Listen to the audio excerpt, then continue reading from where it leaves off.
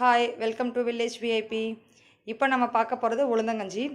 உளுந்தங்கஞ்சி வந்து சின்னவங்கலேருந்து பெரியவங்க வரைக்கும் எல்லாருமே குடிக்கலாம். உடம்புக்கு ரொம்ப நல்லது. இப்போ அதை எப்படி பண்ணலான்னு பார்க்கலாம் வாங்க.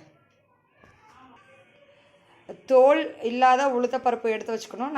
நான் இந்த கிளாஸ்க்கு 2 கிளாஸ் எடுத்து வச்சுருக்கேன். இப்போ ஒரு கிளாஸ்க்கு 3.5 கிளாஸ் தண்ணி ஊற்றணும். இப்போ நான் 2 கிளாஸ் பருப்பு எடுத்து வச்சுருக்கிறதுனால நான் 7 கிளாஸ் தண்ணி ஊற்றுறேன். நீங்கள் எந்த கிளாஸ் வந்து பருப்பு எடுக்கிறீங்களோ அந்த கிளாஸ்க்கு 3.5 கிளாஸ் ஊற்றிக்கோங்க. நான் கொஞ்சம் நேரம் ஊற வச்சுருக்கிறதுனால விசில் வந்து நான் கம்மியாக விடுவேன். நீங்கள் வந்து ஊற வைக்கல அப்படின்னா கூட 2 விசில் விட்டுக்கோங்க. நான் இப்போ ஒரு 4 விசில் விடுறேன்னா நீங்கள் ஒரு 6 விசில் கிட்ட விட்டுக்கோங்க. இப்போ எப்படி செய்யலான்னு பார்க்கலாம் வாங்க. இப்போது அடுப்பை ஆன் பண்ணி நம்ம ஊற வச்சுருக்க உருட்டு உளுந்தம் பருப்பை அதில் போட்டுக்கலாம் குக்கரில். இப்போ நான் 7 கிளாஸ் தண்ணி அளந்து வச்சுருக்கேன். இதை எடுத்து அந்த குக்கரில் ஊற்றிடலாம்.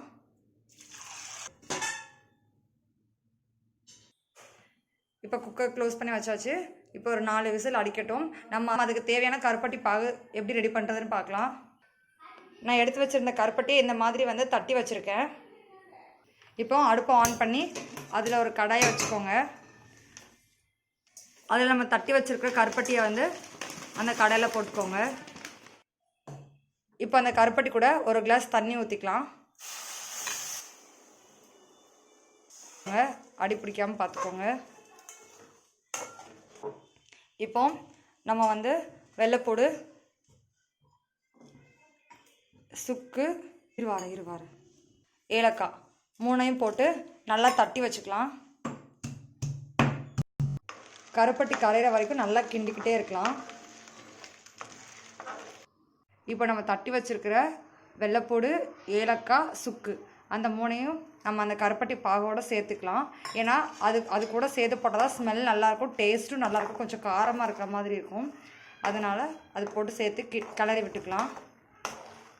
கருப்பட்டி நல்லா கரையிற வரைக்கும் கிளறி விடுங்க. இப்போ கருப்பட்டி நல்லா கரைஞ்சிருச்சு. இதை மாதிரி நுர ஆரம்பிச்சிருச்சு. இப்போ அடுப்பை ஆஃப் பண்ணிக்கலாம். விசிலும் அடிச்சிருச்சு. இப்போ நம்ம அடுப்பை ஆஃப் பண்ணிக்கலாம்.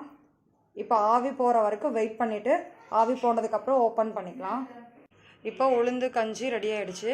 அது கூட நம்ம எடுத்து வச்சுருக்க அந்த கருப்பட்டி சாறை வடிகட்டி உள்ளே ஊற்றணும்.